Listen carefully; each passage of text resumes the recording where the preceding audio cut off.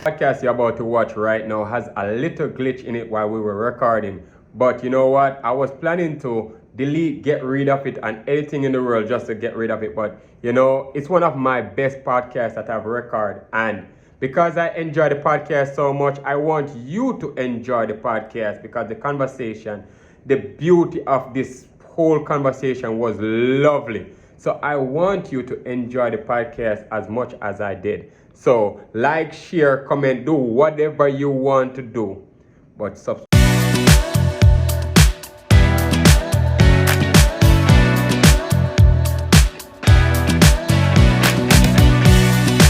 Be honest too, therapy only works if the person wants to go. It don't work if you don't want to go, okay? So I'm free if I don't want to go then. I'm good. Like you can like force me to go. So it's all on me. Exactly. All on the person himself. Exactly. Oh, so okay.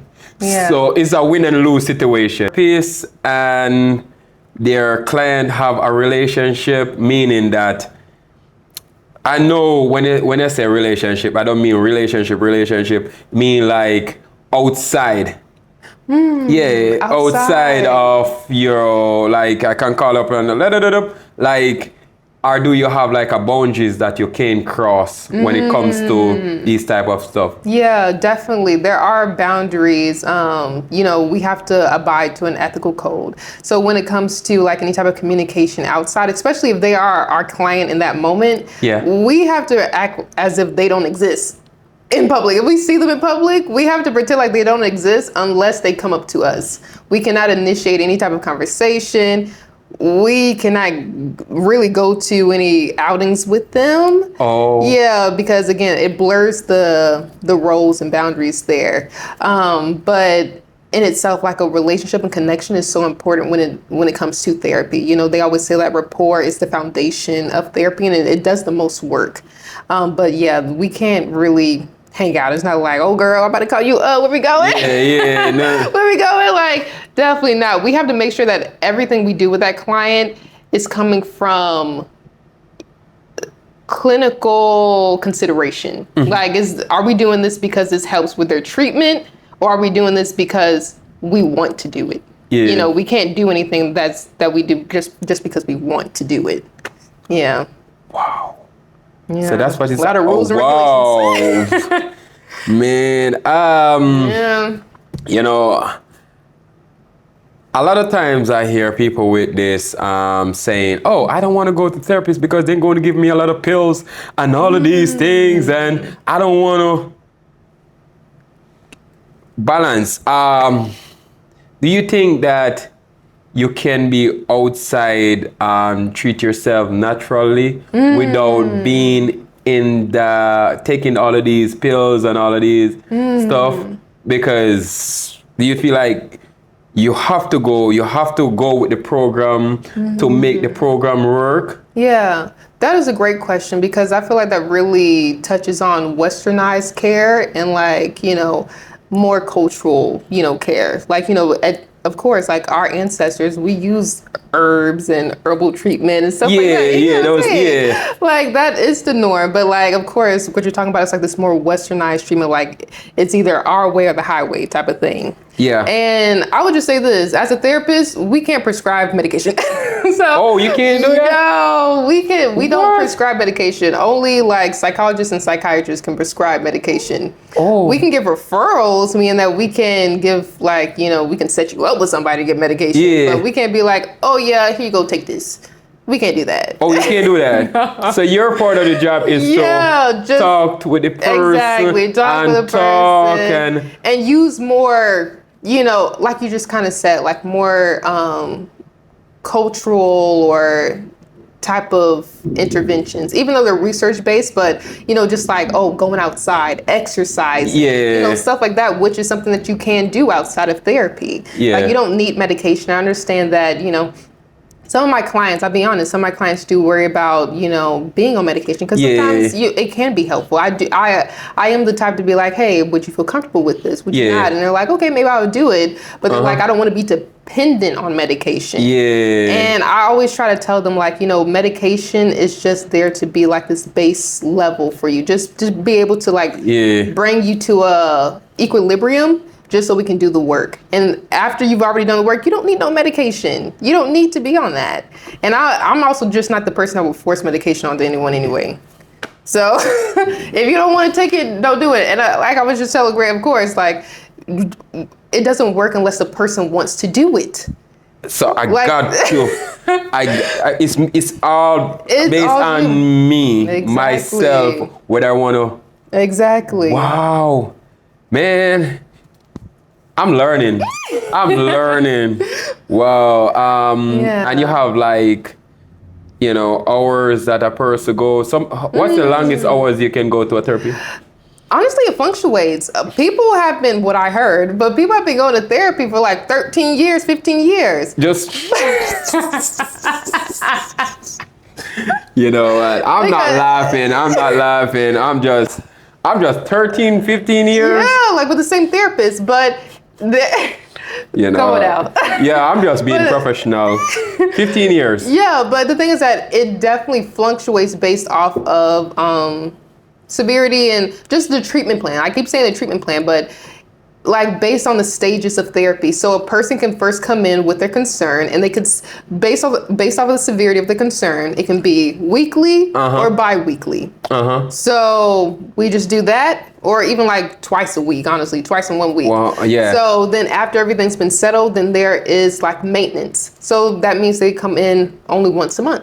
Oh, okay, got you. Yeah, once a month. And then there's a part where it's just like, we need to let you go. Like you need it, like it's like kicking the bird out the nest. Like it's time for you to apply this work into your world, in your real world. You don't need us. Wow. And then that means they may just come back, here and there, like once a year. So that's what I meant by like, 13 years of therapy or 15 years. It doesn't mean they see them like for that whole, the whole time. It just means that, they just come back, or it's been like a year in between or something like that. But our therapists say like, we're trying to work ourselves out the job. You supposed to not want us to come around no more. Wow. Like if we did our work, that's good. That means that you gone. You gone. Okay, everything is all same. Therapist and military daughter. Yes. No, at this age right now, what do you do for fun right now at this age? For fun? Yeah. Okay.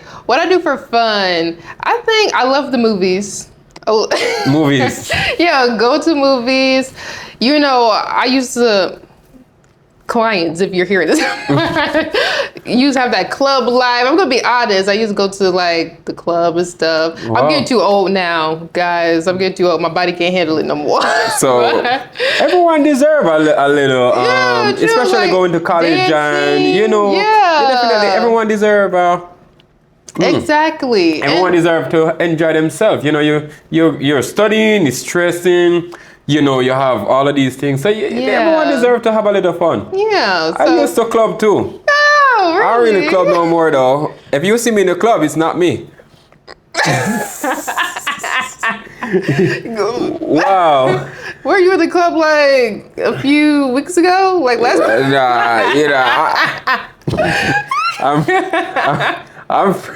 I'm free from the club. Oh, okay. So you have movies that you go to, chilling out with friends. Exactly, with friends. And again, like I said, with the Atlanta scene, there's always something to do. There's always an event to go to. Yeah. So like, I'm just signing up for events or just being like, hey guys, like this is happening at this place or whatever. So, that's what I do for fun, like trying new things. I think, again, being a military child, it's always trying new things. I love trying new things. Yeah, like with one hand push up. Yeah, exactly.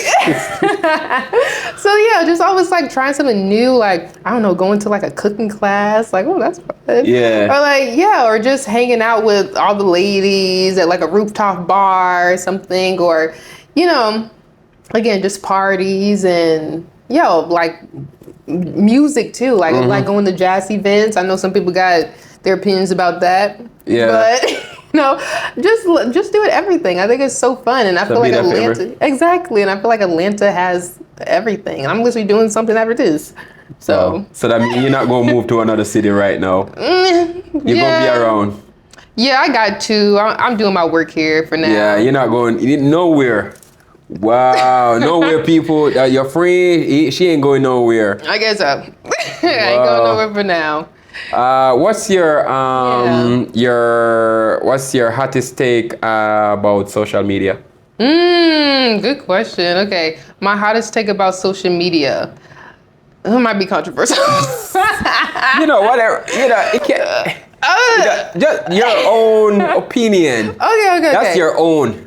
Okay. Yeah. I feel like social media is what you make it, because we have some people. There's like these two sides of like, I'm anti-social media. I don't want to be on it, blah, blah, blah. Yeah. And there's this other side where it's like, social media is the new way of the world and we got to be on it, blah, blah. I feel like, again, like that's the hottest take. Social media is what you make it. I don't feel like it is this extreme negative thing, nor do I feel like it's this extreme positive thing. I feel like it can be beneficial, and truly with the algorithm that they created as well, social media is what you see, what you're clicking on. That is your social media. It's completely different from somebody else's social media. So if you don't want to see something, don't be clicking on it. Yeah, facts. Yeah, so I guess, that's my take. And I'll be honest too, I do work with children and adolescents, and it does have a bit of concerns, more so for the younger people. I wouldn't say adults. When I say like, it is what it is. I'm talking about adults. But when it comes to children, like social media has caused a bit of like, the stress or anxiety, or like, again, having to perform for the younger children. So I think it's also very important to just educate your children about what social media looks like, and just monitor what they're looking at, because it does cause some negative effects for younger viewers. That's my therapist. Yeah. Yeah. So that's the social media. What's your thoughts about social media? I think it's good and bad, because what happened, a lot of people out there makes a livelihood from social media. Yeah. And also there's a lot of people who just want to be entertained, and sometimes they're at a place in their time where they can just sit around their phone and just have a little laugh. But it all depends on, as you said, there's an algorithm. So it all depends on what you're really there for. Yeah. If you're here for you're here for it. So as I say, it can be good, it can be bad, but as I say, whatever you click on. Yeah, that's true. Yeah, definitely. Wow. What's your take on modern dating at this, like, our generation? Dating in the generation. Yeah, because we have like passed the old school, so we're in the new school dating. What's your take on it? It's hard out here. What's my take on it? Oh my goodness. And this is, again, nothing I say is therapy, guys. This is all my personal opinion. That's her personal. Yeah, this is my personal opinion. So, you know what? I'm gonna kind of contradict myself with the whole social media thing right now. So social media, I feel like it has completely tainted the dating field. I'm gonna be honest. Because there, with other people as well, like there's this idea that, we're seeing more people than we've ever seen before. Yeah. And it gives other people like these ideas, like there's so many options. There's, not trying to say people should settle. That's not what I'm trying to say. But it's just like, it puts, people aren't really trying. They're not really trying to date, because it's just like, oh, I can just get this quick thing. Pleasure, like needing to have pleasure is addicting. And I feel like social media, of course, like I said, I'm contradicting myself. Social media adds on to that need of addiction. And dating is like the slow pace type of thing. Like, people were being courted back in the day. People took their time. It was like this long, drawn out type of dating, but it was for a reason. It's to really build a connection, and there was love there and there was care there. But with social media, or just again, like, it has caused this need for, you know, dopamine, like, oh, I need dopamine right now. I need it. So people aren't really putting as much effort into getting to know a person or like being with the person, because it's like, oh, there's this other thing, like it's taking too long. Just want to go to this other thing, or I just want to get, you know, this pleasure super fast. And I feel like that is kind of like tarnished, you know, the dating field right now. But what's your thoughts? So you say the social media have a lot impact on us as younger people when it comes to dating? Yeah. So you want to blame it on anything else? What about in the home? What about the home when a child like raised in a single home or with their parents? Do you think that the home reflect on the dating or the relationship that a person have during this time of age? Do you feel like the home have anything, or your community? I mean, you're right. It definitely does. It definitely impacts how a person even pursues relationships.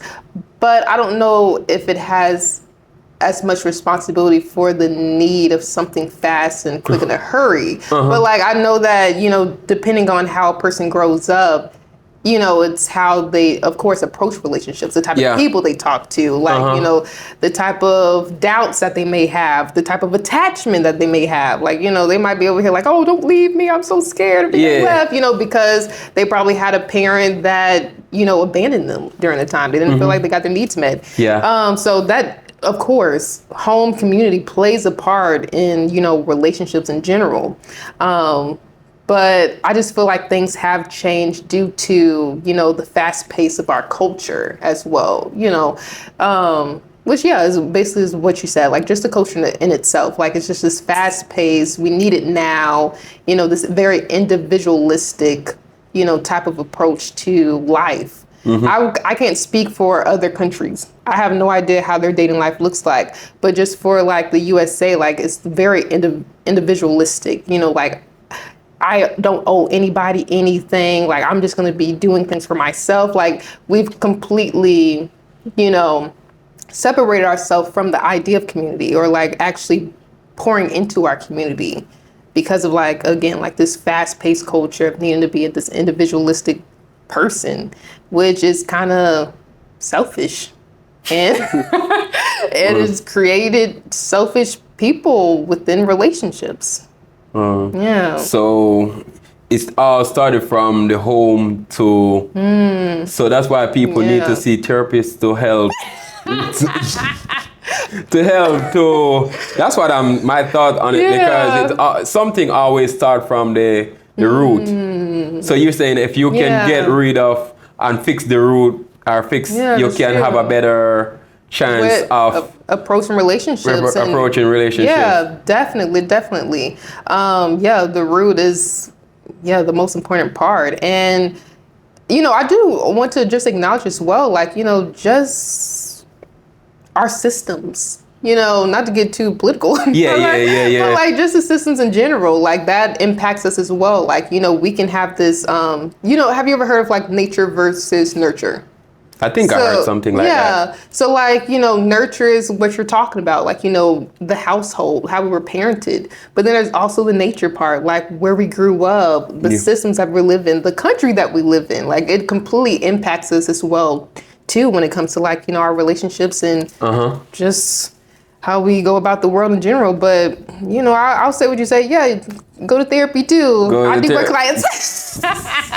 That's fine. Wow. Promo. I need therapy in my life, though. I don't know when I'm going to see you, but I think I need something. It'll be fun. Based on relationship and everything, what's going on. I know Beyonce saying about single lady and the independent. At this DNA, do you feel like it reached that level? That women really don't need men no more. Yeah, because that's where it's going. Yeah. Great question. Okay. Well, I can't say that. No, yeah, you can't say, I do not feel like women don't need men, because I don't feel like people don't need people. You know what I'm saying? Mm-hmm. So like, I feel like people will always need people, but I feel like, the movement when it comes to like independence and just like, oh, I don't need a man, comes from, I'm about to get political, everything is political. Yeah. Just comes from the fact that there weren't many rights for women, during a certain point. So there can be this extreme as well of finally having your rights and finally getting your rights. And even right now, there's not as much progress as, we want it to be. But, it's just like, like my ancestors, they were over here getting whipped in the doggone house. They couldn't even speak up. So it's just like, they're able to use their voice now. And it may sound extreme to others, but it's just like, I'm going to be proud of the fact that I am independent. I have my own stuff. Like, the women in the past weren't able to do nothing, So, but I feel like people need people. People need people. People need people. No one's better than anyone. And it's fine to have a form of independence. But again, like, people need people. Like I said before, like that does still stem from this individualistic, mindset that, everything's just about you and you just need to do everything alone. That's not true. Like, it's okay to want a man and want to be supported by them as well.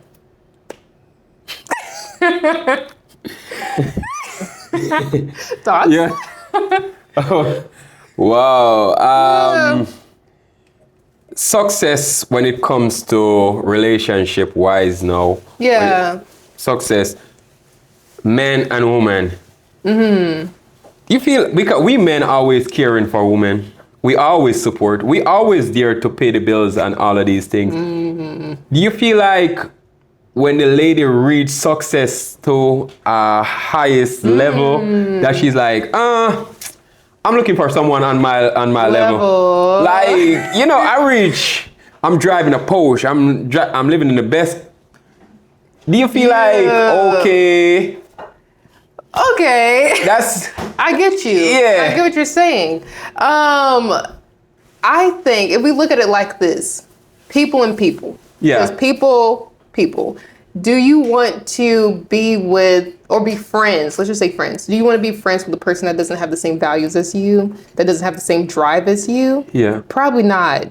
So like I can get to an extent like why maybe a woman that has a certain status about her, where she's like, I only want this type of man, because that's probably the only type of person that will really understand her as well. Like someone, I won't even say lower, but someone that's not in that world will probably not be able to understand her like the person that is within her world as well. So it's like, just being able to connect with people that are similar to you is very important as well.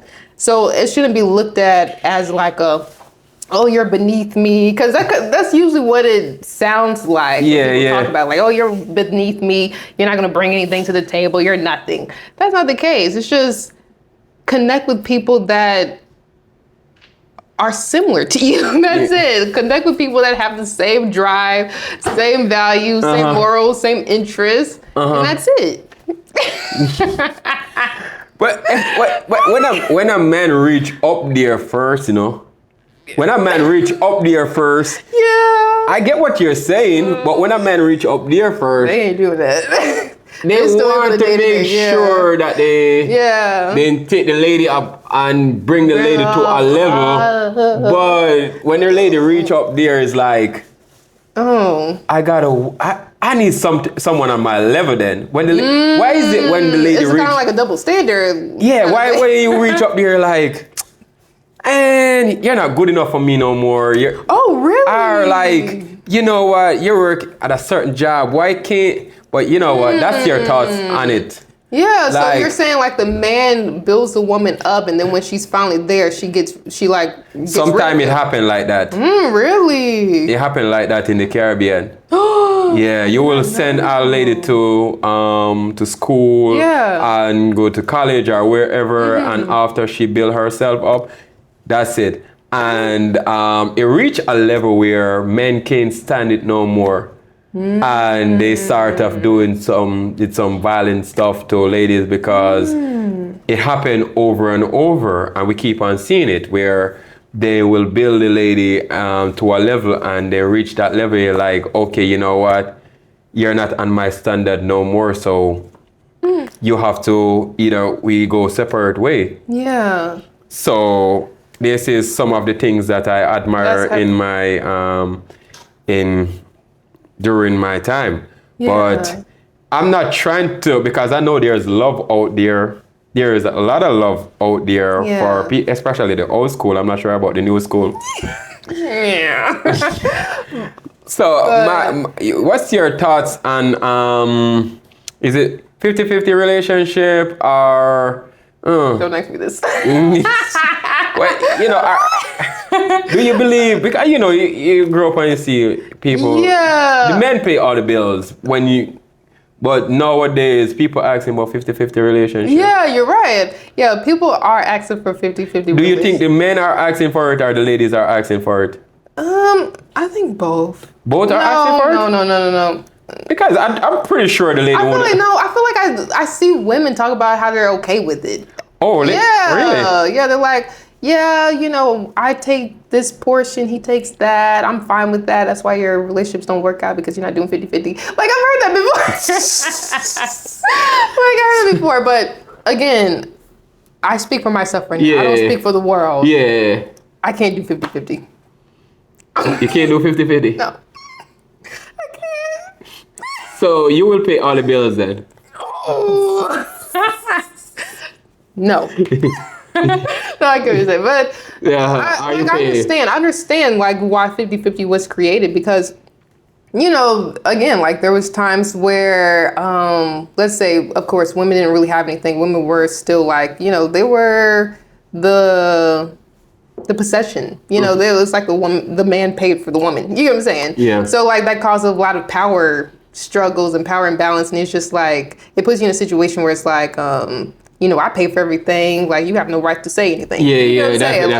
Like, it caused a lot of confusion there. So I think that's why the 50-50 was implemented, so it could be like more, just a healthier type of relationship dynamic without like this power struggle. Yeah. So I completely get that.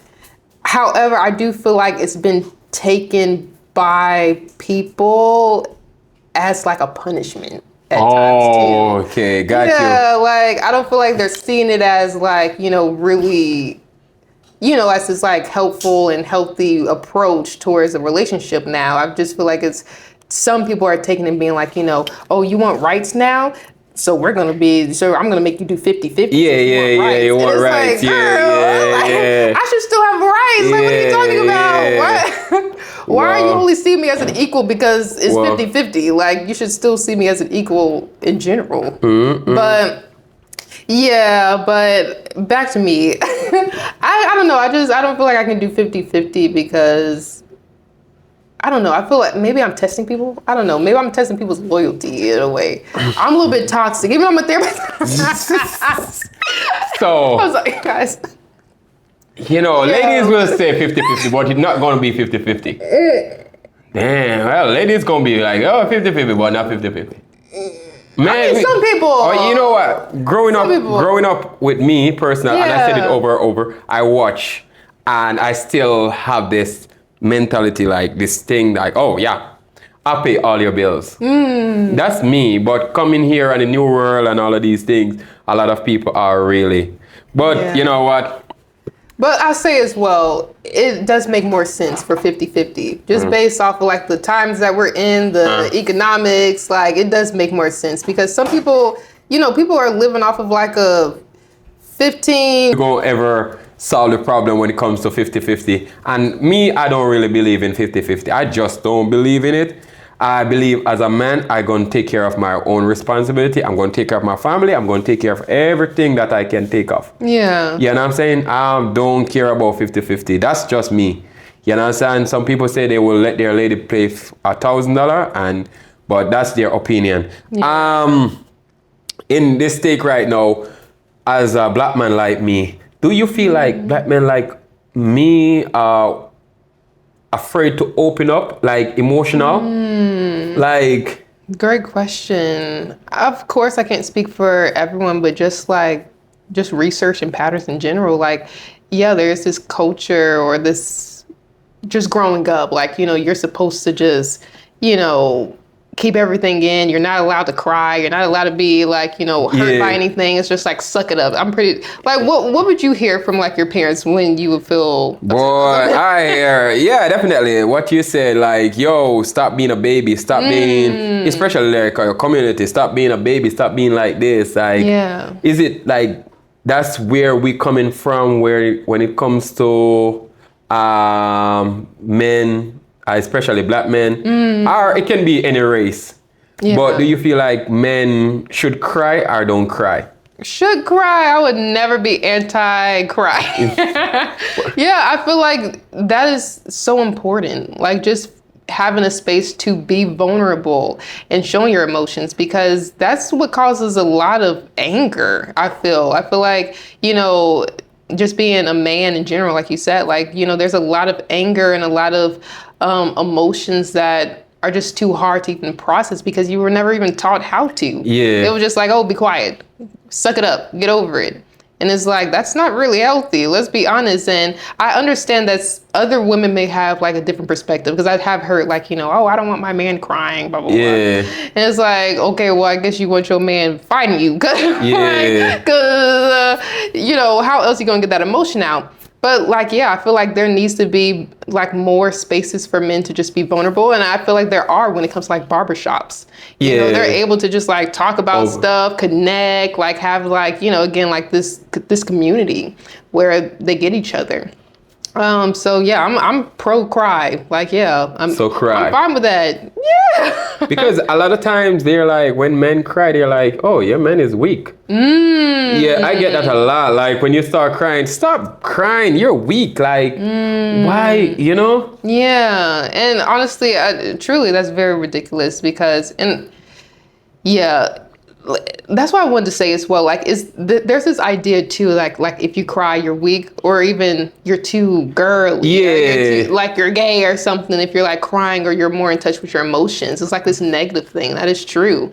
And honestly, I just feel like that comes from, I don't know, just again, like just this toxic male. Sorry, but like, truly, well, let's be very honest, like some of these dynamics have been created because of men, men putting other men down.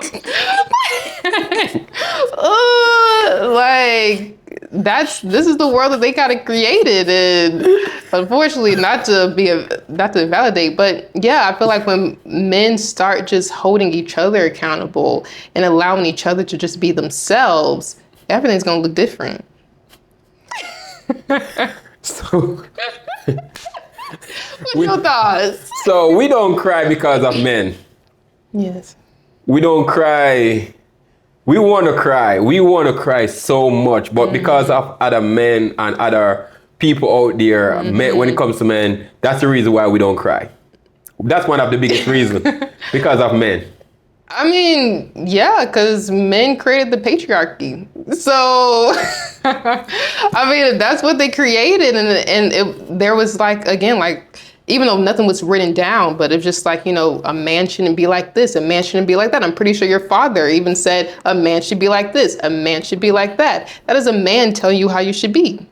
So, of course, a man has created that. And when a man decides to go out the status quo and be like, hey, we're not dealing with that anymore, we're going to allow other men to just be emotional and be able to like handle their emotions properly, that's when things will change. Because it's not like you're going to listen to, well, I'm generalizing, but I feel like men don't really consider many opinions from women, because women can't really change this. We can't go into it and be like, hey, you shouldn't cry. Like, you should cry. You should be more vulnerable.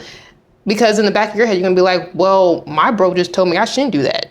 My friend just told me that, that's weak. My daddy's told me multiple times that I should just suck it up. So even if a woman was able to nurture that, there's still gonna be that male in the back of your head saying like, oh, you're not allowed to do it.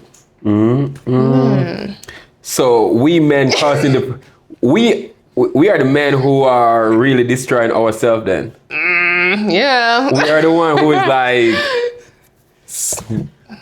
Controversial take, but Because what you're saying right now is fact, because a lot of times if you do this, you're like your brethren or your whatever or your friend or whoever, you're like, you're a girl now, man. Come on. Exactly.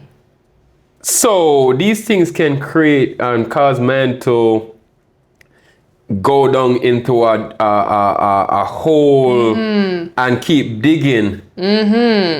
Wow. So what about crying in front of your lady though? Is it okay to cry in front of your lady without, like, do you feel like ladies now will accept that you can cry to them? Like, not saying cry, oh, my boss is doing something at work, so I gotta come home and cry. I mean, like, big cry, like, because, you know, we men, it's breaking down. It's a They're lot. supposed to be protectors and supposed to be like, you know, they have everything under control. Of course.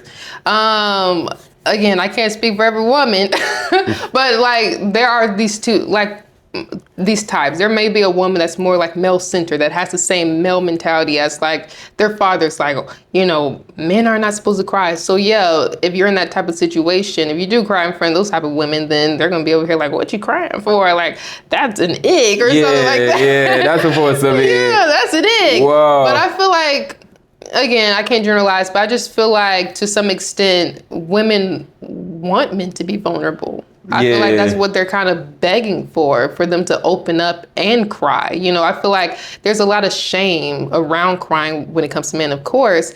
And so even if, like I said, a woman was like, hey, you can cry, you can do this, there is still shame. They don't want to do it. Whoa, so, yeah. You don't feel like a man again. Like, yo, I don't feel like a man. I feel like I feel like a cry baby, and so she, and then you know she go on with her friends like, man, my man just keep crying and I keep crying and I can't stand him no more. He just keep crying. And next thing you know, you hear from this lady friend and your husband, like your friend husband, and like, man, I just heard the news, man. You be crying, man. First of all, that's messed up. Yeah, they should not be talking about you. Because ladies go into the salon and they're like, just talking. Just keep. Next thing you know, you hear your man business. Oh my gosh. Yo. Yeah. That's a messy thing right there. That is messy. That is messy because that's vulnerable. You're not supposed to tell other people about such a vulnerable moment. But I feel like let's be honest, even if you have a girl, your girl shouldn't be crying all the time. I don't want my girl to cry, man. Exactly. I don't want my girl to. I definitely don't want my girl. I don't want my girl to be man, baby.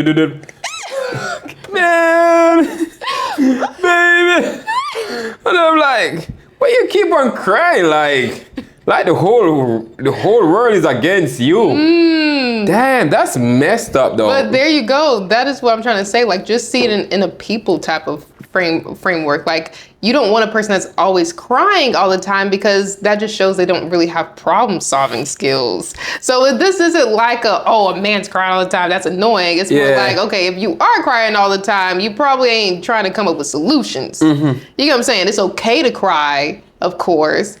You also have to be proactive and create solutions for yourself, just like a woman, any type of gender, honestly. Like, you should be able to have solutions for yourself. You know what I'm saying? Wow, man. My heart, I'm gonna start crying. My lady, when I get myself into a relationship, I'm gonna cry the whole time. Okay, let's see what. I'm gonna be a big baby. I'm gonna be on her chair, whatever. She might love that. Again, people love vulnerability. Like, it's sweet. I mean, I had a few people cry to me. Some men. I'm like, that's so cute.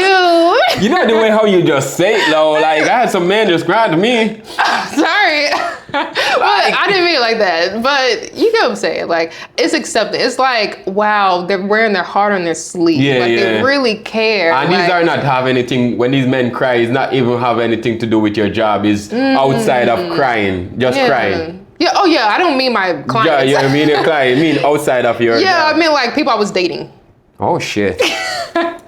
Yeah, people I was dating. Like, that's okay. Like, it's just like, oh wow, like, you know, they're crying, they feel safe with me. You get what I'm saying? Oh, but do you on the other hand feel like, my man is crying? How do you react to he come 1 time, 2 times, 3 times crying.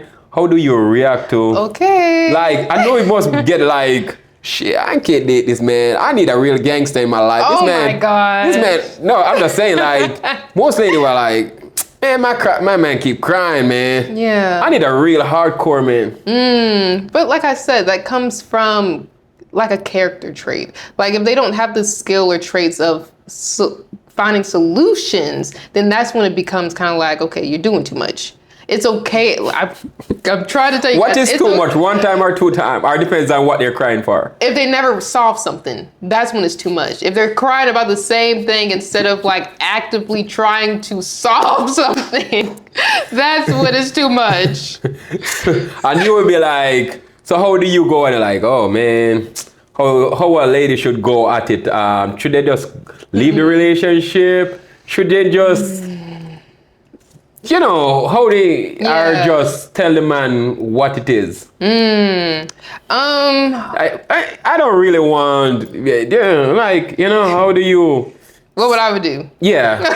Okay, so like I said, I've been in a relationship like this. Yeah. Where no, I'm not been trying to be messy, but I did have a partner that was more emotional and like crying all the time. That's okay. The few times that's okay, but if that again, he just wasn't trying to make his situation better. Better. Oh, okay, Yeah, got you. at all. It was just like a whole bunch of crying, but not doing anything about it. So usually in that position, you know, of course, I'm trying to help him out. But I'm going to be honest, as adults, we shouldn't be responsible truly of being someone's parent, being the parent of our spouse. We shouldn't be the parent of them. They should know that they should come up and like create solutions for themselves, and then I'm here to help them. So I guess, and give them grace, and then be like, if it ain't for you, it's over. And It's that's over. what happened. I ended it with them. Fear. Nobody can debate on what you just said because hell no, man, come on. I'll be there for you, and you'll be like, so, but yeah, it's like, you can't help yourself. I can't help you. Wow. I like this topic though. I do like this topic because I feel like I'm learning. Hey. I want to cry, but I don't want to cry. Well, you need to cry, but you need to be able to still problem solve. So solve the problem and help the man solve the problem, but if you're not going, all right. Exactly. Cry, solve the problem, and be proactive. Like you said like sometimes, you know, you don't want the woman to cry because it's like, oh, the world's against you. Yeah, change that mindset. It's really hard being in a relationship with a person that always thinks like, oh, life is messed up, everything sucks, and they're doing nothing to make it better. Yeah. Yeah. Wow. Man. I have to clap on that one because you're really, really a therapist. Like, do you go to the gym? Go to the gym? Yes, I do. I have a personal trainer. You have a personal trainer? Yeah. That Shout out. shout out your personal trainer. Shout out Mr. Funk. Mr. Funk. Mr. Funk. So Yeah. I'm pretty sure he's doing a very good job. Yeah, body tea.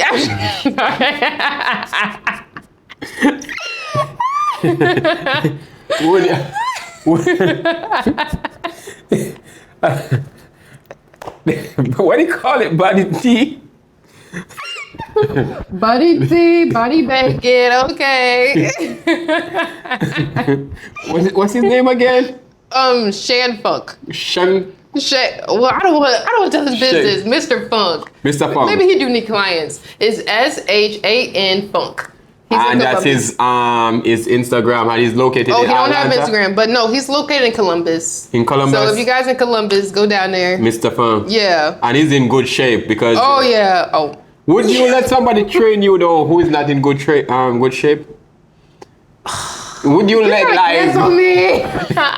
no, like you know that someone is like, yo, when you look at this person, you're like, oh shit, man, I gotta come back and see this person belly. Yo. Because you know you got coaches who are there to coach people and train people. Yeah. But would you like someone who is not in shape, not eating right, but is telling you, would you let somebody I've been in situations like that actually. Like I remember I went to a dermatologist and like his face, no disrespect, but like it just was not hidden. Like, you know, he had a lot of skin concerns.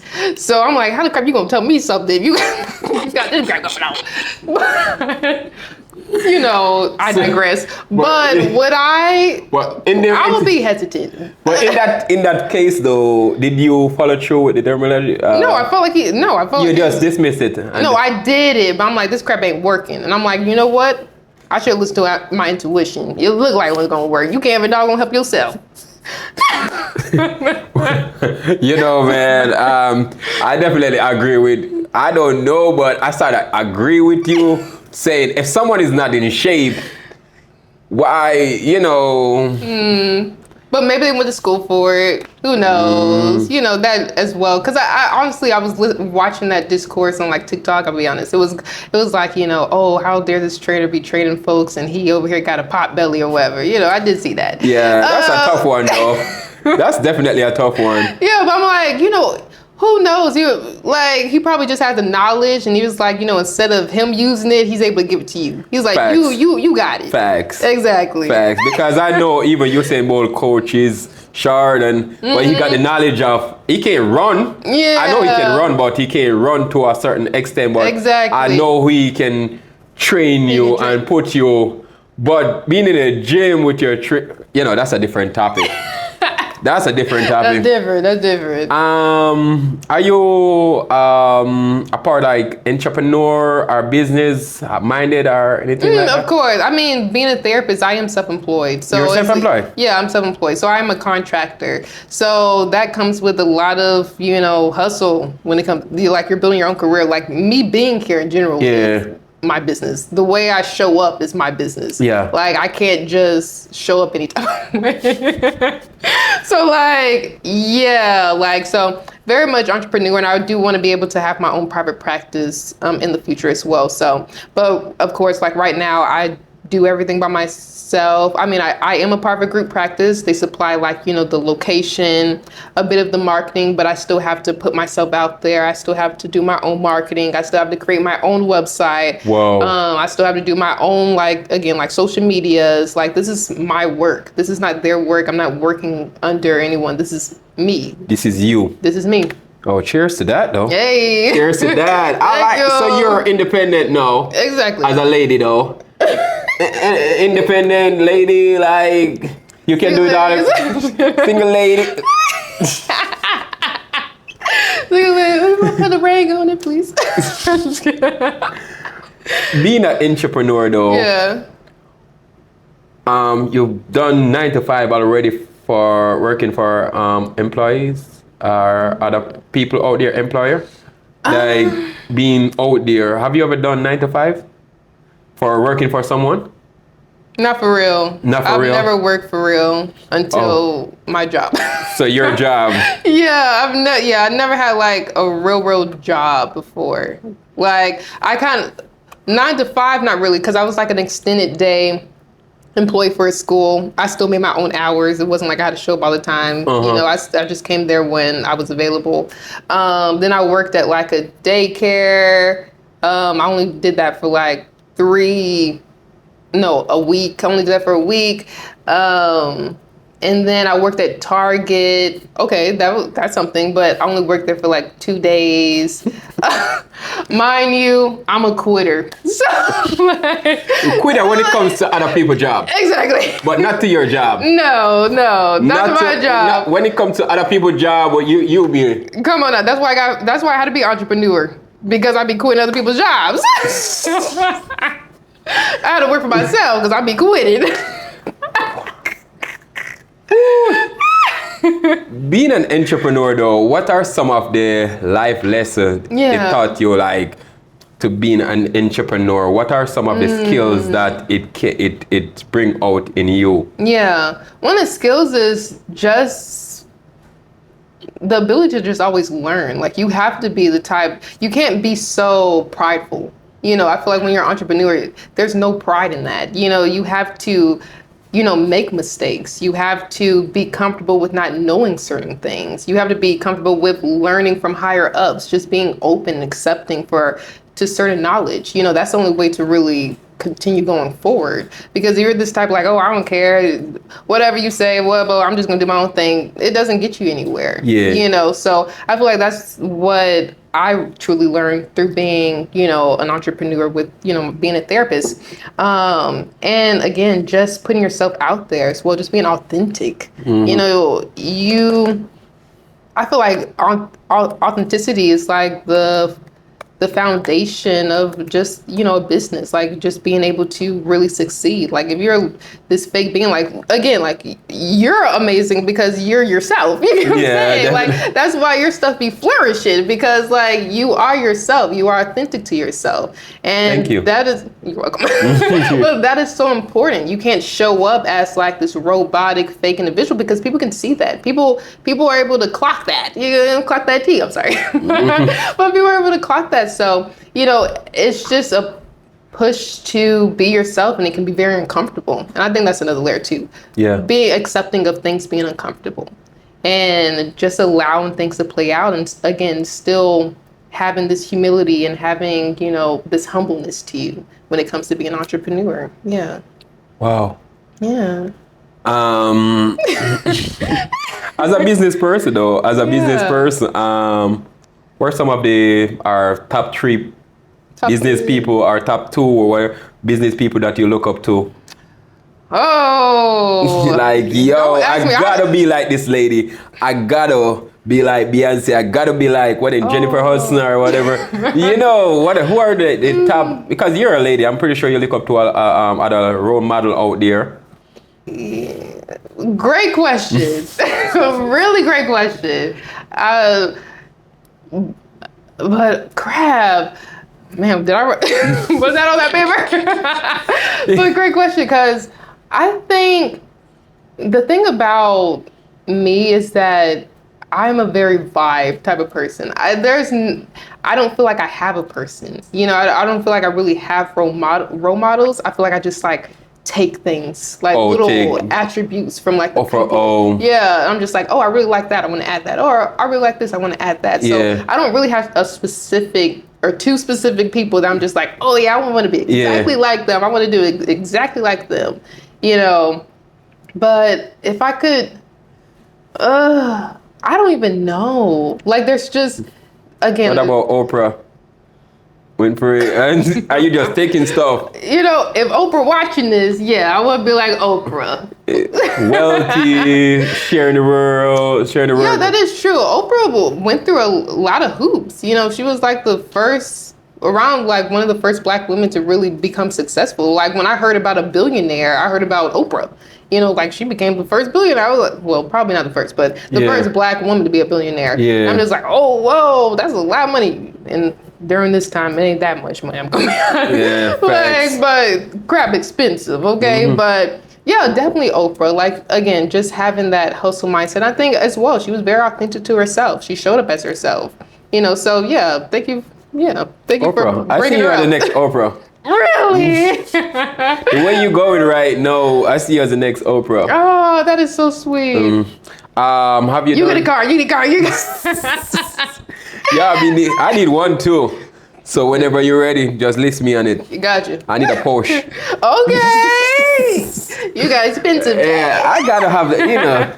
I'm talking to a future billionaire right here. Oh, thank you. So you gotta put in your list from now. Come on now. Just put it in the comments. I'll give you a Porsche.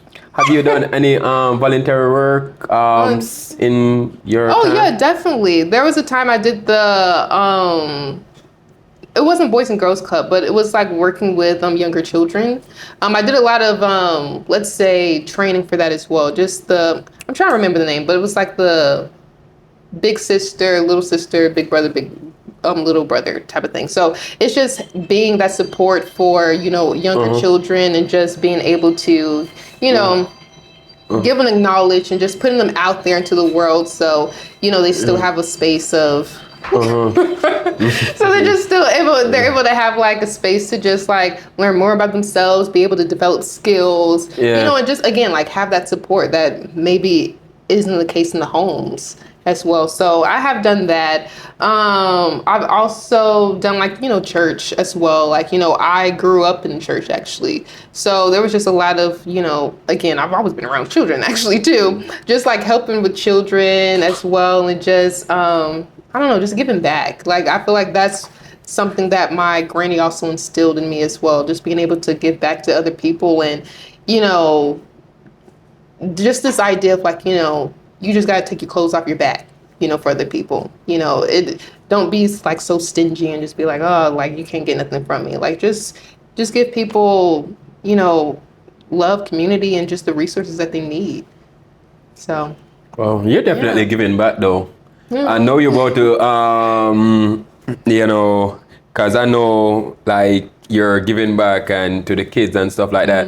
For the kids that are listening right now and, seeing a lady, a true lady in this seat right here who is, well, becoming the next Oprah Winfrey, doing her thing. What do you have to say to the younger girls coming up right now who, feel like they can't make it or, so many things, to distract them? What do you have to say to these younger girls? Yeah, definitely. Great question as well. And what I would say is just like, don't give up hope. I feel like there's going to be times where, of course, there's tribulations, trials and tribulations over and over again. And there may be even times where it just feels like, what's the point? What's the point of doing this? What's the point of doing that? Like, what's the point of even continuing? Yeah. And there is always something. I feel like there's always something for you in the future. And not even the future. There's beautiful things within you right now. Because I feel like at times, our eyes can focus on all the negative. It's really hard to even see like the positive around us. And so when we just allow ourselves to just take a breath, be still, we're able to see all the amazing things that are actually around us. Wow. Even just like nature, like there's just so many amazing things. And I feel like that is in itself is a push to keep going. Like, as well, I'm pretty sure any child or even little girl that has dealt with any type of tribulation, you were able to get through it. You're resilient. Yeah. And so remember those times. Like, I thought that this was going to be the worst experience of my life or worst thing, and I wasn't going to make it. Yeah. But I did. And I feel like that in itself is like a motivator that things will continue to be okay. You will be able to be the person that you want to be and just, again, be yourself. You're amazing. Everyone's unique and awesome. And yeah, just be able to fall into yourself. And I understand like the quiet little girl when I was young, I didn't even talk. Like I was so shy, but it's like, you'll fall into place. Every time you'll fall into place. Oh, that's a little girl talking right now. That's a little girl talking. Stop. Yeah, we cried. Oh, Lord of mercy. Whoa. Dang, that's some word out there. That touched me. That touched me. That little boy in me like, oh, yeah. Thank you. That's some word though. Do you believe in prayer? Do you believe prayer is one of the key thing in this world? I think prayer is very important. I probably don't do it as much as I should. Yeah. Definitely prayer is important. And whatever religion, or even if you don't have a religion, just, tapping into kindness. Mindfulness, just the belief that things will turn out the way that you want it. I think it's so important.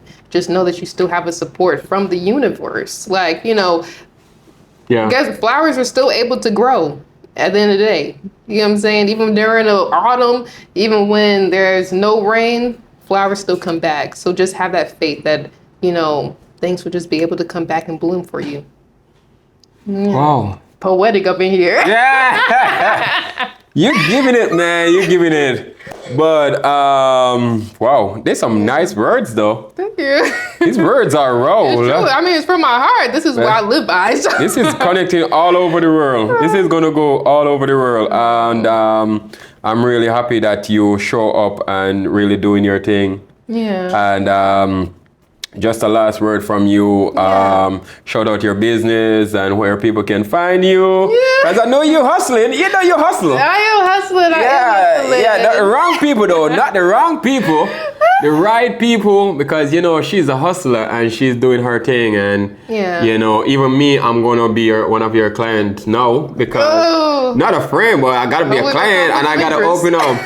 It's me going to you as a agent, as a customer. I'm going to you, so you know, shout out to your Yeah. So I do. My Instagram is Carrie Love Within You, and then my website is Carrie Love Within You, and he'll put it up on the screen. You do that, right?